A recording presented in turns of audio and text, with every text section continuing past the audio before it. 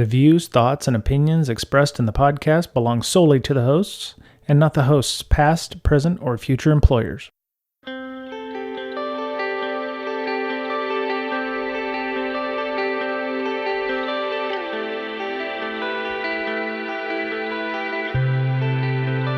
Hello, everybody. This is Brian for Breaking Down Security.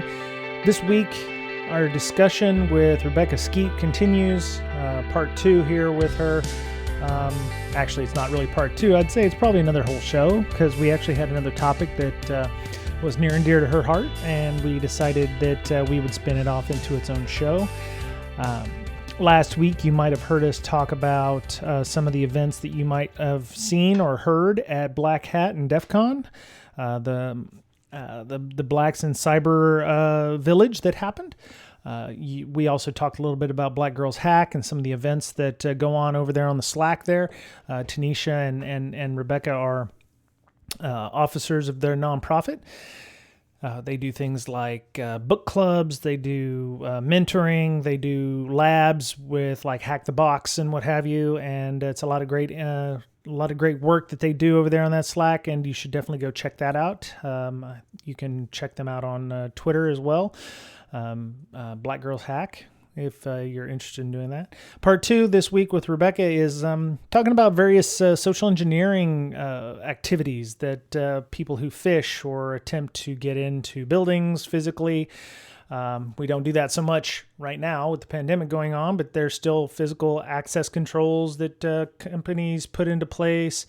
And, we talk about some of the ways that people get around those and some of the activities that that get hit by our users when people are trying to gain access to those things. And even, sometimes when we're not trying to social engineer people, some of the tactics we tend to use to, I wouldn't say get our way, but, to help convince people to do things is also social engineering. So we talk a little bit about some of that. So hope you enjoy this part of the show, and hope you have a great rest of your week. Mask up, get vaxxed if you can, because we want a full DEF CON and Black Hat next year. Saw some of the pictures on Twitter. Looked like somebody had mentioned it looked like it could have been done at a Holiday Inn, which is very telling considering how big those two events are. So hope you have a great rest of your week.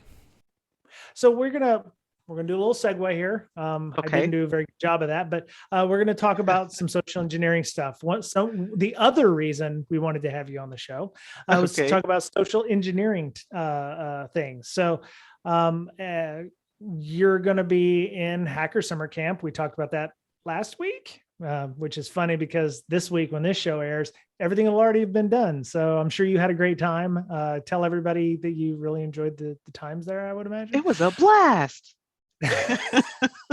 I love it. Yeah, the fun of production values where it's like, oh yeah, oh crap, that was last week. Yeah, this was anyway. So at Hacker Summer Camp there was is a social engineering CTF. It happens, I believe, every year that they've had it.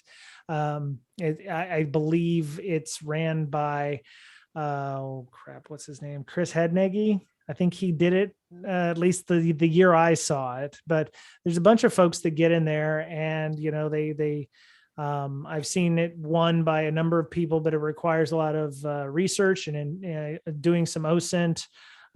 If you've been a regular listener to the show, we've had C3P Joe on, Joe Gray, who does a lot of classes with OPSEC and OSINT. And so we, what is it about social engineering? Because one of the things you said, we're all directly influenced by social engineering, whether we admit it or not. So maybe we can expound upon that point a little bit. So I think there are plenty of things that we experience in our day-to-day life that we all know, but we don't necessarily know the meaning of. Like you mentioned Insta last week. See, I'm hip to the game too. About how on Instagram, just being on there have been plenty of things where I'll see a meme and they'll be like, hey, remember when you were a child and you did like you put glue on your hand and put it on the fan and then like peeled it off. And then when someone explains it, they're like, yes, that's me too. We all have this light bulb moment that it's something that we all know or all did, but didn't necessarily know that everyone did it. Or I guess a better example would be, I can't remember the name, what the definition is, but there's almost a lot of people don't like the sound of certain things, like to hear people chew out loud. There's a name for it. I don't know what the heck the name is. Right now it fails me. Um, but it's something that we all experience, or not we all experience, but at least we know someone who experiences it. And we just don't know what the title is or what have you. So social engineering. Definitions. I'm very much a person that whenever I'm discussing anything with anyone, I go back to, well, what's our operating definition? So we know that we're proceeding from the same foundation. So there are two here listed. One is the use of centralized planning in an attempt to manage social change and regulate the future development and behavior of a society. So one could say that, what happened during the election of 2016, social engineering. Regardless of however you feel on either side of the aisle. I think most people can concede that our social media had a very large impact, I guess, in that outcome. And second definition, in the context of information security, is the use of deception to manipulate individuals into divulging confidential or personal information that may be used for fraudulent purposes. Um, to kind of not dumb that down, but because I feel like that's pretty straightforward, but to make it more relatable, I was listening to a podcast the other day called Eighth Layer Insights, and there's a gentleman on there who was talking about how it's manipulation and influence. That's what social engineering mainly is. Now, manipulation has a negative connotation, and so that implies exactly, someone being manipulated. Their feelings, their information, or what have you, being used against them for a negative gain or negative outcome. Whereas influence is more or less the same thing, but positive. So circle back to Instagram. Influencers, they're basically encouraging you to do something based on what they present. So it's more of a positive thing. It's like, hey, I want you to clean your room because it's a mess. But instead of me saying, if you don't clean your room, I'm going to chop your hands off. That's very draconian, but there's fair there. So because there's a fair-based thing that I'm trying to capitalize on, I'm saying you have 5 seconds to clean your room right now or your hands are going to get chopped off. So it's forcing an action based on fear. Whereas influence is, hey, if you clean your room in the next 5 seconds, I'm gonna take you for ice cream. You're still encouraging that person to complete an action, but I think the outcome is different. So I feel like, with great power comes great responsibility. It can be used for good, it can be used for negative. But the concept of it is just so interesting to me. I used to watch a show called Leverage. They've actually just done a revival, Leverage Redemption.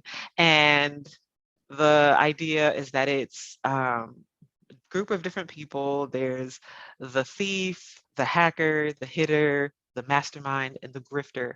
And they all work together to do these cons, more or less, to provide leverage for people who have been taken advantage of or where they felt like they had no recourse with the law. And I watched it years ago. I think it came out in like 2008. So it's an older show. And I enjoyed it then just because it was a good show to watch. But I've been rewatching it recently and I enjoy it more for a couple things. One, because now I'm a little bit more involved in cybersecurity. So the concepts of, them making fun of one of the characters because he's a script kiddie, is one thing. And I understand what the heck a script kiddie is. But then also because one of the characters is a grifter.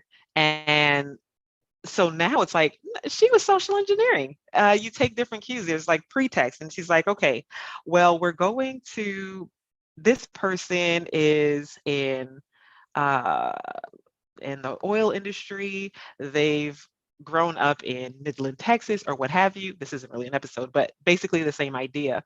And so because they have an understanding of who the person is, where their values lie, it then changes who she becomes in that moment to gain that person's trust. So if this person is from Midland and they worked on the oil field, all of a sudden she's from Odessa, and this is her background or what have you. And so it gives her, it makes the other person more likely to trust her because she's done that research and kind of better positioned herself to be trustworthy. The other thing that I thought was interesting from that episode of the Eighth Layer Insight is that there's the concepts of we all have a basis in deception. And I was like, oh gosh, that's that's very discouraging. That doesn't sound like a positive thing. But he was like, think about it. The little toddler who writes on the wall and blames their imaginary friend, or eats a cookie and blames it on the dog. It's like we have this inherent bend towards lying and covering the truth. So you would think if by nature we do that often, that we would be more apprehensive when people try to sell us, random things.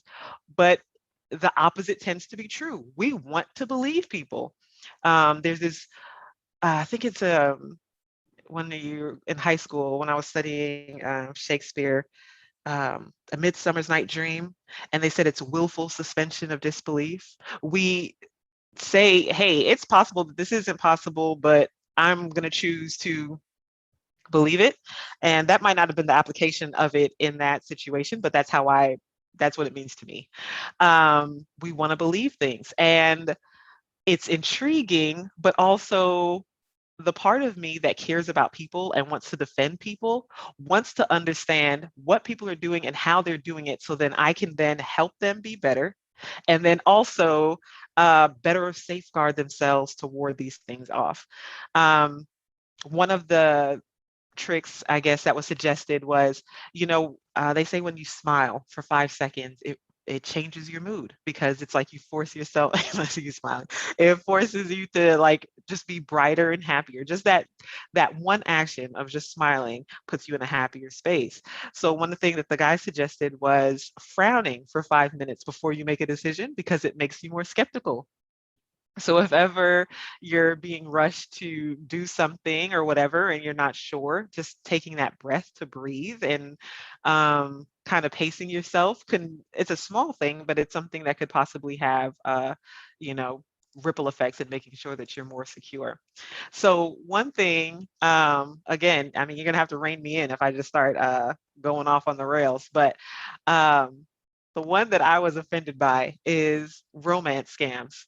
So there are people who will get on dating apps and such, which I'm on. I'm young, 35. Hey, if you're single, get at me. Uh, at Rebekah Skeete on the Twitters. But anyway, they would pre- present themselves as the same as, whoever else is on there, just looking for love. Yep. And there was a time where online dating was taboo or few and far between, but now it's the norm. Right. It's not as odd for you to say, oh, hey, which apps are you on? Because plenty of us are Mm-hmm. on multiple. Sure. And so basically they're catfishing, but it's not just, okay, my picture is my neck up because I may have put out a pound or two. That's one thing, but they present themselves as someone completely opposite to who they are, with the intent of pilfering, or there's another word, adjective that I can't think of, but anyway, of getting money from people, bilking them out of their Yep. life funds or what have you. So I have had a situation like that. So this is how it started, right? Um, it was, I don't know if I can say, you remember how back in the day, I'm kind of like squirrel, but back in the day, how when you were doing commercials, if Burger King was saying something, they couldn't say McDonald's name, but they'd show the golden Oh arches. yeah. But then Yeah. all of a sudden, now everybody calls each other out. So I don't know what the rules are. But so anyway, I was on Plenty of Fish. No one can hold anything against me because I don't have a dating website. I was on Plenty of Fish, and this Mm-hmm. very attractive man slid into the DMs. And so I was like, okay, bet, let's go. not let's go, but like, let's have conversation. Right. And it was engaging. He was fantastic. Everything was interesting. Then he was like, okay, well, what's your number? Let's text. I'm like, okay, this is forward progression. I'm okay with this. So then we start texting back and forth. He was persistent. He was attentive. Good morning. How are you? How's your day? This, that, and the other. So that Mm-hmm. was going on for like a week. And I'm like, okay, he sends additional pictures, prove that he is who he said he was, different pictures from what was on the dating website. They were Then all of a tasteful though, sudden, right? yeah, They yeah, were yeah, yeah, tasteful. yeah, tasteful, Okay, good. tasteful. Okay, good, No, good. Yeah, no unwarranted things, good. or unsolicited things. Excellent. Um, and so that's why it kind of lulled me into a false sense of security. I was like, here's a nice, Mm, upstanding man. Um, but then there were kind of petty things that, not petty things, but small things that should have been red flags. But anyway, um, so then all of a sudden it was, oh, sorry, I, missed reaching out to you the other day. I'm traveling. Okay, no problem. uh-oh. I'm on a different time zone. Okay, cool, no problem. What time zone are you on? I'm in Nigeria. And I was Of like, course. bruh, I know so many Nigerians, and it bothers me that people are trying to give Nigerians a bad name. Okay, so stop. Um, but I was like, okay. And I said, so where are you? And he said, Lagos. And I said, okay, I'm familiar. Yep. Yep. As I mentioned, I have friends who are Nigerian. I read books and I use the Google. So I'm kind of familiar. You can't really pull wool over my eyes. So he Right. goes, yeah, I'm in the city. And everything that he was describing was opposite of what I knew to be true. So then I was like, Oh, oh, okay. So this is a game you're playing. This is fun. Let's go. catfish. Yep. Catfish. So then he said, thanks, dear. I came into a situation and I need your help. And I'm like, okay, Um, of course you do. What is it? oh, Can you get me, no, my phone, I can't call because my minutes are low and I need an Apple gift card. And I'm like, what do you mean your minutes are low? What year is this? And you want me to give you an Apple gift card so that you can load your card with minutes? Okay. And then he sent me a picture of his home here, like, because he knew I was uh in Texas. And so he sent me mhm. a picture of his home. He was like, this is the town I live in. And so then that's why I started pulling things up. I was like, okay, what street? Oh And I was like, no. oh, so you pulled this from Zillow.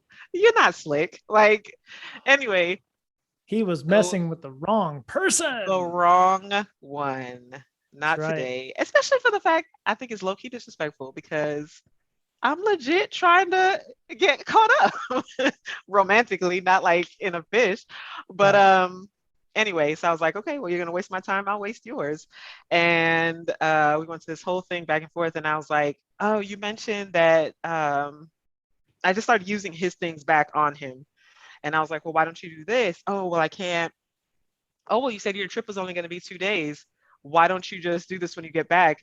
Oh, well, this is any other. And then, silence. Because it got to the point where I was like, all right, well, Yep. that wasn't You what got it was, but it's you got to be too much investment of time and effort. And right. yeah. So, anyway, these things happen, right? And I think sometimes the reaction for someone hearing the story is like, if they were to hear romance scams, email scams, whatever the heck, they're like, I'm not going to fall Right. for it because I'm too smart. I think the thing we have to move away from is implying that if someone were to fall for or be tricked by, because I think that's a little bit more accurate, of a phishing scheme or any kind of social engineering uh, attack or what have you, Hmm. is or tactic, is that it's not tied to your intelligence. There are plenty of people who can fall for anything, and it's because the person has done their homework and is mindful with creating a thing specific for you to get caught up. Right. Um, I'm not Right. going to offer chocolate to a diabetic, but I am going to offer carrots to a vegetarian, Right. So Right. just for the fact that we all have our vulnerabilities, we all have the things that or moments where we're rushed or we're not necessarily paying attention to things, where we can be in the perfect environment to fall for something like that. And Mm-hmm. it might even be like a quick second. And I think the most important thing, social engineering is something that interests me. It's not my job by trade. I'm a cybersecurity analyst, but it's just something that interests me. And my desire to care about people once leads me, I guess, to further remind people that, hey, you're human. From Right. an organization standpoint, I'm not mad at you if you click a link. I prefer that you don't. Please don't. Right. But the most important thing is, as soon as you do something that you shouldn't have done, you shouldn't have done, you're not sure if you should have done, that you contact someone. Right. Um, that's what's important. From just a human standpoint, nobody is perfect. No one is infallible. The thing is, how do you help aid our resilience? Mm-hmm. We need to have more of a security minded culture, not just in organizations, but in households and in the world. Right. Because if we all do our part to protect ourselves, then it's like herd immunity. Um, Right. Yep. you do your part, it makes us all more secure and more protected.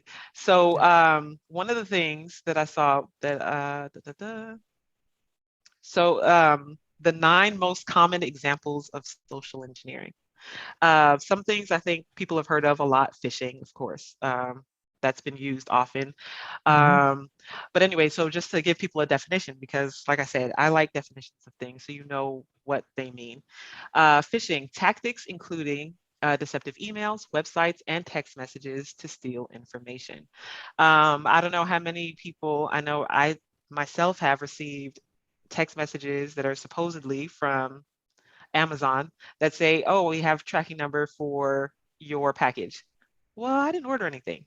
If you didn't order anything and someone sends you a link, don't click it just to be sure. Delete it. Err on the side of caution and delete it. There have been a couple times where people would forward me emails and say, hey, I'm not sure if this is fraudulent or not. I'm like, were you expecting it? No. Okay. Do you recognize the sender? No. Okay. Delete it. If Yep. they need you, they can send it again. They can reach out to you another way. Err on the side of caution. Um, the other is spear phishing. Email is used to carry out targeted attacks against individuals or businesses. Um, with the advent of social media, it's fun, it's good because the very thing that unites us sometimes I think makes us more vulnerable. But people will share their entire lives, Right. and I can go on and see, oh, Billy at corporate 123 likes to golf, Right. and Johnny at 246 also likes to golf. So I'm going to send an email with a coveted golfing location. You could tell I'm golf, I don't know, with some optimal tee time or something. Like, hey, you won an autographed Jordan Spieth. I know him, an autographed glove. And it's targeted for those people. Right. And what I think people don't realize is they kind of take for granted, nobody cares about me. I'm just regular Joe Schmo or Janet Schmanet, I don't know. And no one's going to be coming after me. But the truth is, there are so many people that this is their job. Right. Like, you go and clock in from 9 to 5 and do whatever the heck you do. And there are other people who clock in 24/7 or however much time their time and energy allows. And they're focused on working on these things. And anyway, it's just something to be mindful of. Always be protective of yourself, your personal information, and then on a large scale for your organization for their information. Now, some people might not care what happens to the organization, which is fair. I guess it depends on how they treat them and what matters. But there are rippling effects. Right. If you don't plan on quitting, what happens to your organization matters because that affects your ability to be paid. And I'm assuming, unless you're a millionaire or something that's independently wealthy, you need that job to pay your bills. So Yeah. it does matter what happens to them. Yeah. With the Uh, with the with the spearfishing one though, I mean that we've always been told that the spear phishing one is more of a targeted thing. Like, they have a specific goal in mind. It's not like you're going to be sending 500 emails out to people and hoping that, they will, click on something specific. I've always been of a mind that spear phishing is like, it's a targeted attack to try to gain access to email, or, they've done some work like the SCCTF that people may have seen at DEF CON or Black Hat this year, which happened last week, and not now in this time that we're recording this. But that would be an example of spear phishing, where you've got those competitors at the SECTF that are, doing 20, 25 hours, 30 hours, days and days of research on a company, depending on the size, and crafting the perfect message that's going to get them. It's like, oh, hey, this is Bob from third party consultancy. I've been locked out of my company email, but I need to talk to you about special project X. Would you be able to click on this link and let me know what's going on with this? And then somebody clicks on it, and boom. How did they know about special project X? Well, the sales guy mentioned it in a post on LinkedIn about a brand new project, or somebody had a leaked password somewhere that allowed them to get into a file share or something like that. It could be any number of factors there, but I think it depends on how generic you want to be phishing. I mean, I get those all day and I delete them, but the spear phishing usually takes a little more time and effort to make happen. So, yeah. And then something for people to be mindful of, it's if someone works for a big organization, they might be more aware of, hey, I am vulnerable or open, I guess, to these sort of targeted things. But a smaller organization, especially if you're a third-party vendor for a larger organization, you might be the target, because sometimes it's the weakest link. I might not be able to get into Target through Target's infrastructure or through Target's front office, but the breach that they had was through air conditioners. Sometimes it's through the innocuous, inconspicuous thing. So that's why I say it's good to be mindful of things, because if you're aware of the terminology, the meanings, the attacks, then you are more likely to spot how something can be brought about. And again, like I said, feeding the culture of security, it starts with conversations. I'm like, hey, someone listening to this podcast, I heard XYZ. Did you? And then they speak to someone else, and it fosters more exposure, which leaves less likelihood for someone to be the victim of a certain social engineering attack. Going back to talking about leverage, you'd mentioned leverage. There's another show that I used to watch called Hustle. It was on AMC, and I think it predated Leverage, but it was a British show. I want to say it was the guy from the Man from U.N.C.L.E. I forget his name, but it was very much a heist like weekly thing where they had like a social engineering. They had the lady who was obviously the to distract people. It had the grifter. It had the pickpocket and those, and then of course the Ocean's movies. Ironically enough, one of the best best movies I've ever seen that had social engineering was Working Girl with Melanie Griffith and Harrison Ford. Yeah. I mean, insider threat. She took over her boss's job. She took over, basically her boss's life. Made phone calls, made appointments, became a mover and a shaker in a company. Thankfully, she didn't go to jail. It actually turned out well for her. But yeah, I mean, that's some insider threat right there. It's like she's in a place of trust, and she, manipulated that system to get what she wanted because she had an idea, and her boss was not going to do that for her. So I don't know how we would do it today. I would imagine there'd be more emails and more cell phones involved, but I don't know how Working Girl would work today in terms of that, but I think it'd be easier than you'd expect. I don't know how familiar you are with music, because so recently, this is like maybe a week ago, Kanye West had a listening party for his Donda album, and a guy posted how easy it was. Essentially what he did, he was on site. He saw what a badge looked like, took a picture of it, went home, created his own Oh, badge, oh shit. taped it onto his jean leg, had some like rope on his arm. He looked like he was just a worker. He was getting ready to go. Moseyed on through the gates. No one stopped Oh him. He no. kept it moving. He walked with authority, and they let him in. Um, then there's footage of him on the stage, and he shows the video, and he's like, "Look, I'm closer than Kim is," and he has like Oh fantastic my pictures. God. And I mean, it could happen. That's why we tell people don't post pictures of your badges online, because there are Yeah. people who will do that. But it was a great example of how something like that could happen now in this day and age. No one stopped him. He just walked in with authority. And one of the other examples of social engineering is tailgating. And Mhm. it relies on human trust to give the criminal physical access to secure a building or area. Um, Imagine you're walking into work, you're coming back from lunchtime, there's a person there holding a pizza box, uh, and a Domino shirt on, or whatever, on the other brand, and you hold the door open for them. Now, at least Yep. for at my job, if you let them in, they get into the door, there's still security there. They still have to check in. And then even after they go to security, they have other barriers before they're able to be granted access. Hmm. But for some places, once they're in, they're in. And they're like, oh, I Right. have such and such for this door. Okay. And then they give them carte blanche, free access.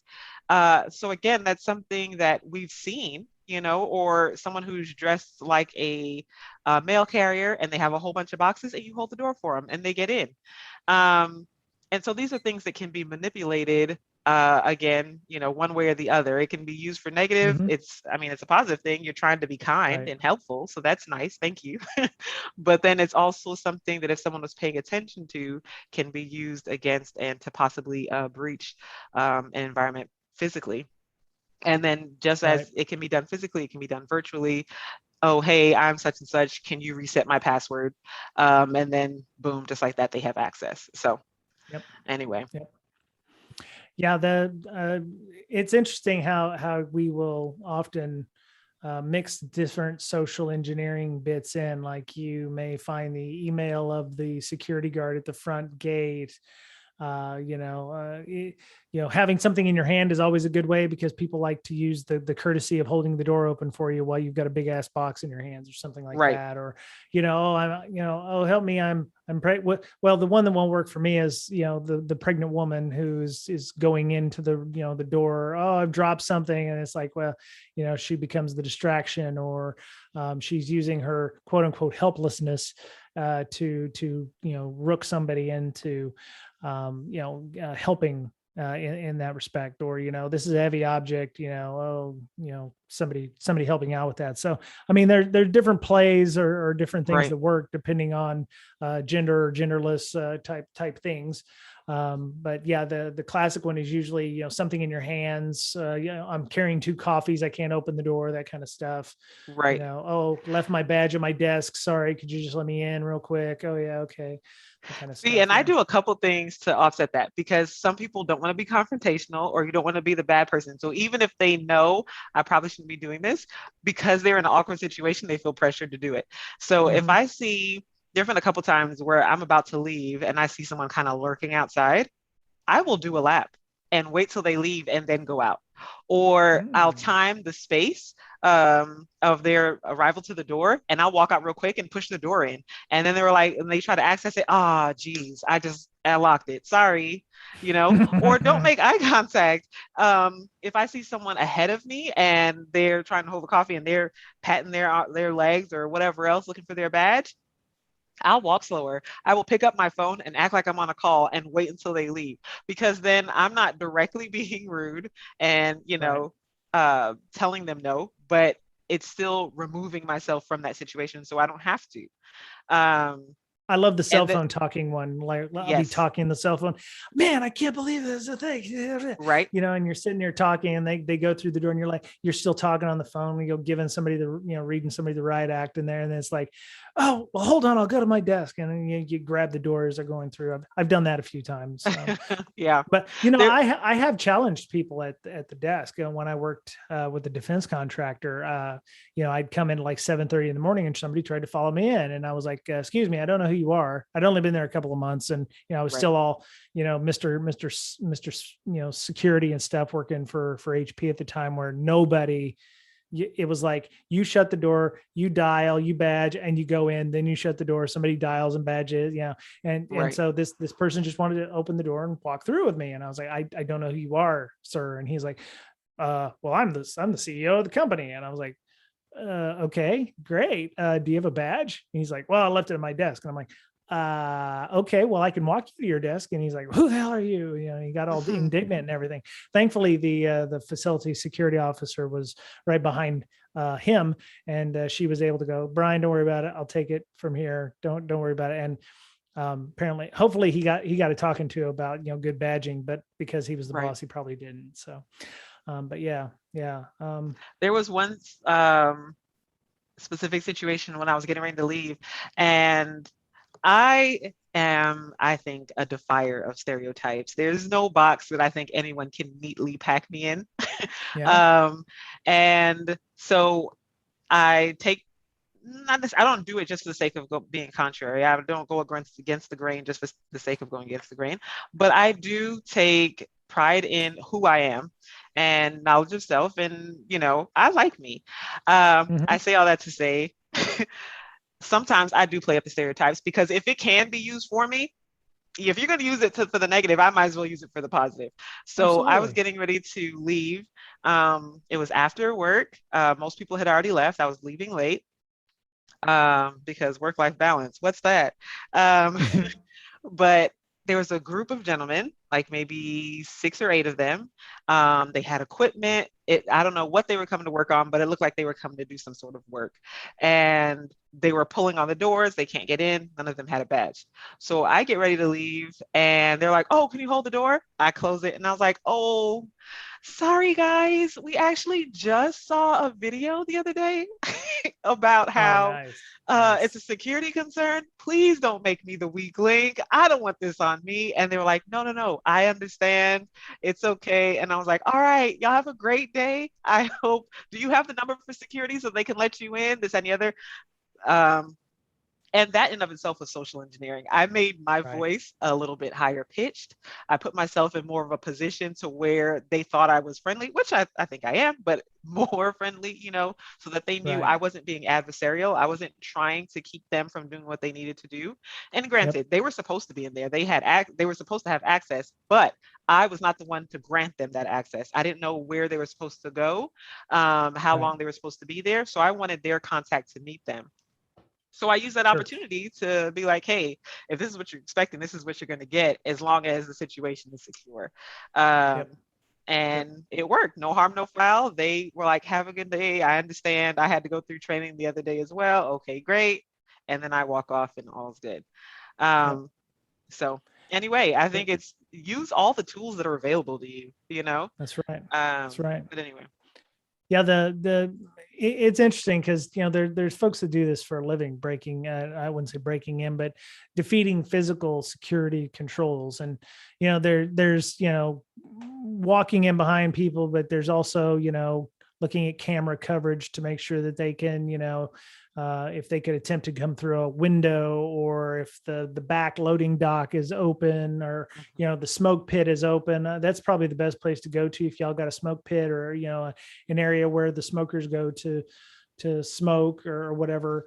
That's a good way to get in, because you light up and everybody's like, oh yes, fellow smoker, I can trust them because they have the same habits I do. But yeah, there's definitely ways to get around that and to socially engineer your way into to organizations like that. Probably easier than efficient in many cases. But it's amazing just how complicated these fishes and controls have gotten. And the thing I got with this is people click on these links because it satisfies their reward mechanism, right? if you've ever sold anything on Fleabay or eBay in this case.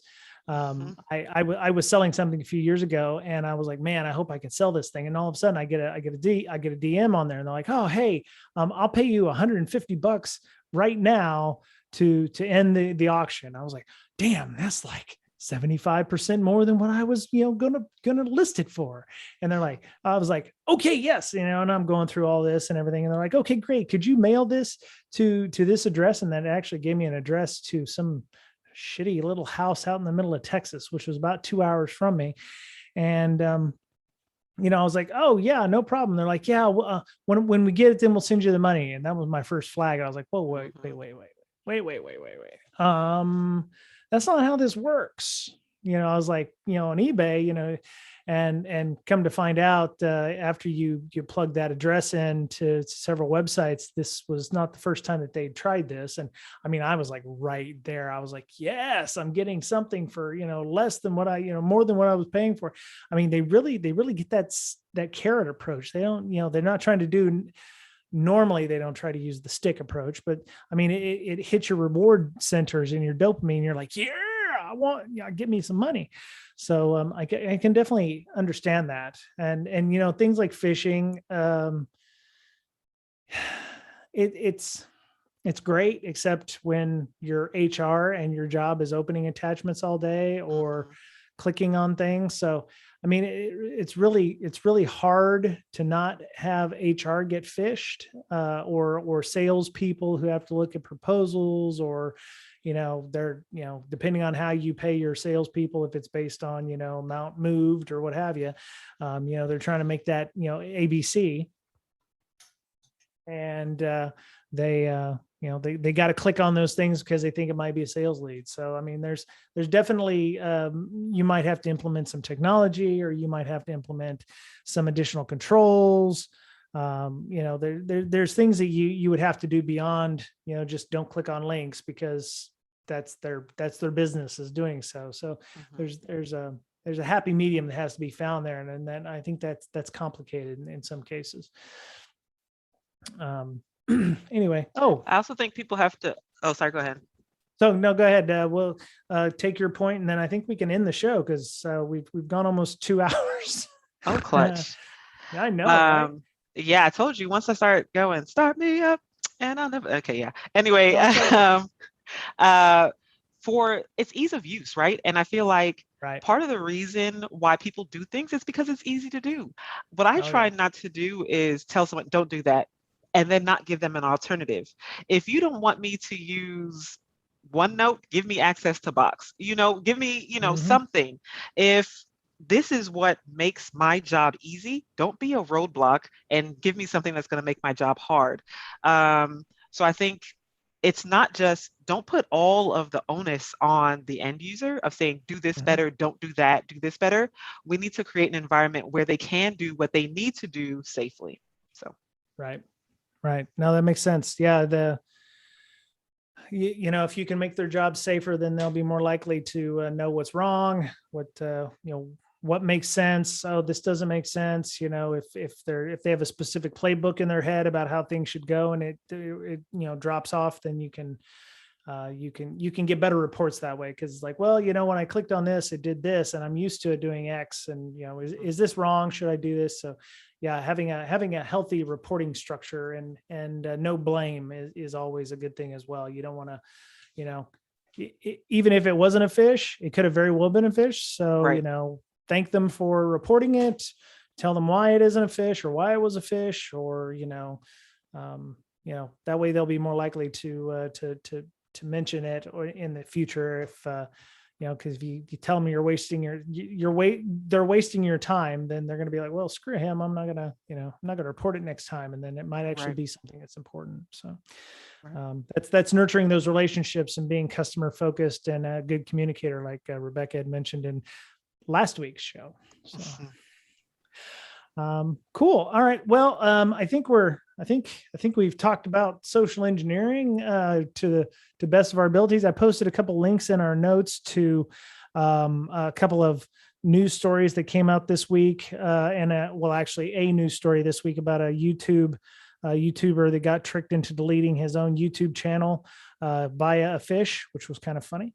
And then I think I posted a link to the article we referenced for the nine things from Terra Nova Security, or at least they had 9 things on there. So I think we got through about 4 or 5 of them, which are, I would argue those 9 things are pretty much about 4 or 5 things. They just, people tend to use, things like quid pro quo and pretexting and water holing in reference or in addition to the fishing or the spear fishing or the baiting or something like that. So I just feel that there's probably only about 4 or 5 of these things instead of 9 of them, because then they kind of mix and match and whatever. But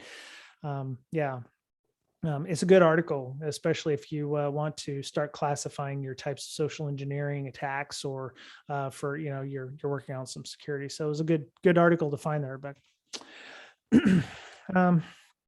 Cool. All right. So people wanted to find you, Rebekah, online. How would they go about doing so?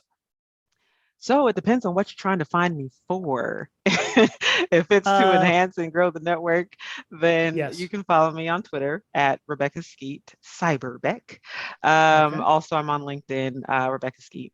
You can connect with me in either of those. Don't join Facebook. That's limited for my family. That's what I'm showing my mom pictures on, and talking to cousins. So there's no value to outsiders on that one.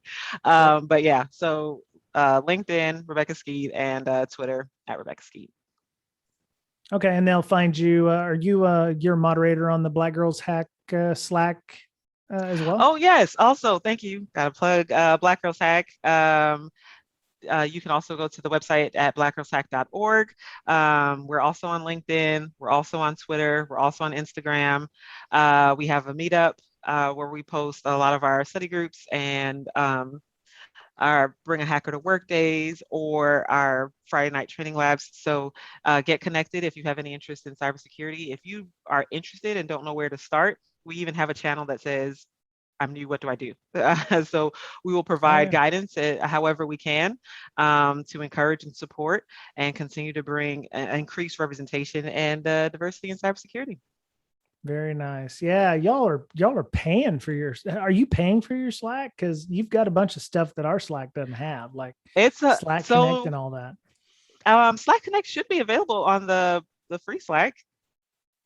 I think they just rolled it out, and they also just rolled out huddles too, which kind of gives you the option to kind of do like your own little clubhouse on Slack. You can just do voice meetings and things of that nature.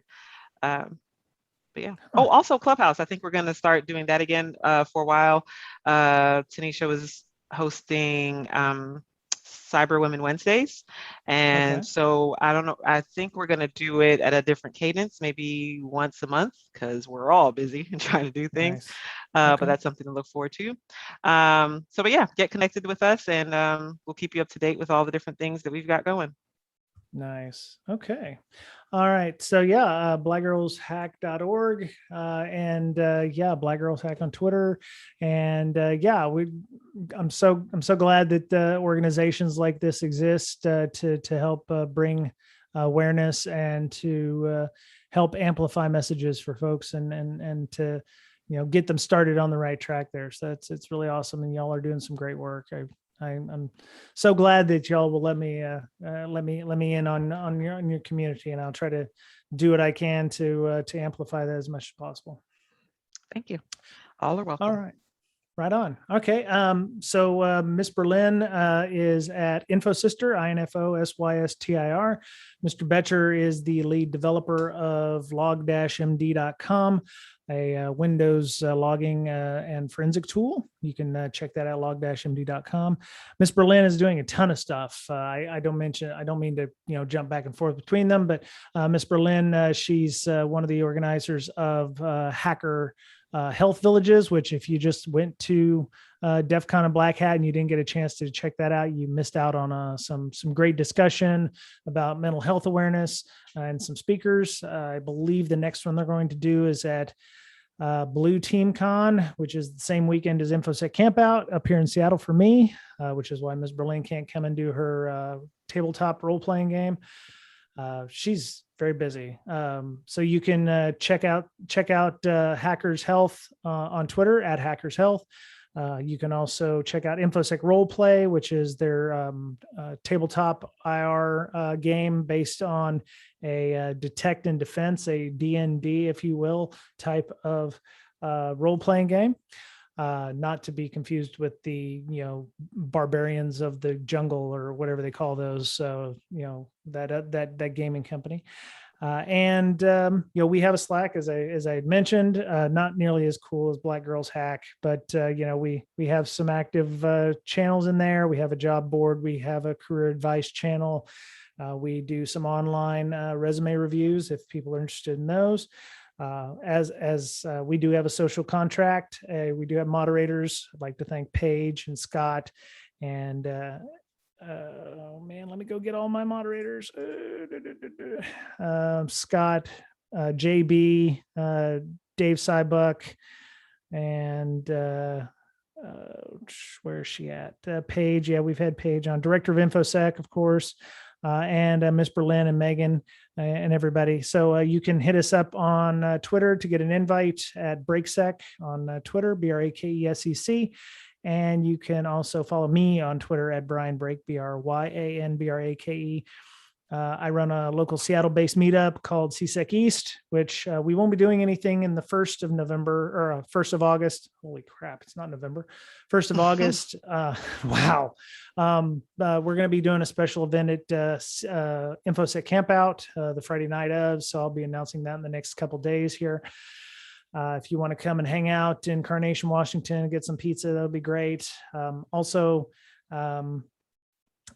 doing the conference. We're sold out of camping spots, and we only have conference spots left as of the 1st of August here. So if you might go check out infosecampout.com. If not, I'm sorry. We will try to accommodate you next year. Hopefully things will be a bit more open and more friendly, but we're trying to make it as somewhat smaller and intimate, so that way we're not trying to cause a super spreader event. So cool. Well, Rebekah, thank you so much for coming on. I loved talking with you last week about all the stuff that BlackGirlsHack do. I'm gonna screw this up eventually. So y'all doing some great work, like I said, and just keep being awesome. And y'all are welcome to come on and come back anytime you'd like about any topic you want to talk about, because we love people who are passionate about security and want to educate and help out with sharing that message. So appreciate it. Thank you so much for the opportunity. I know Cool. I kind of go off the rails, but it's all good. I prefer that to dead air, but I can understand it. Making that happen. So hope you stay safe. Hope you mask up and that you try to be safe. So I know Vegas is going to get a little crazy, or was a little crazy. So anyway, so that was it for Breaking Down Security this week. Hope you have a great week. Hope you had a great week at summer camp. Take care of yourselves. Go get your masks. Go get your vaccines if you can. Please go get your vaccines to not only protect yourself, but protect others. And, by doing so, you take care of yourself, because, we all know you're the only you have. And we'll talk to you again soon.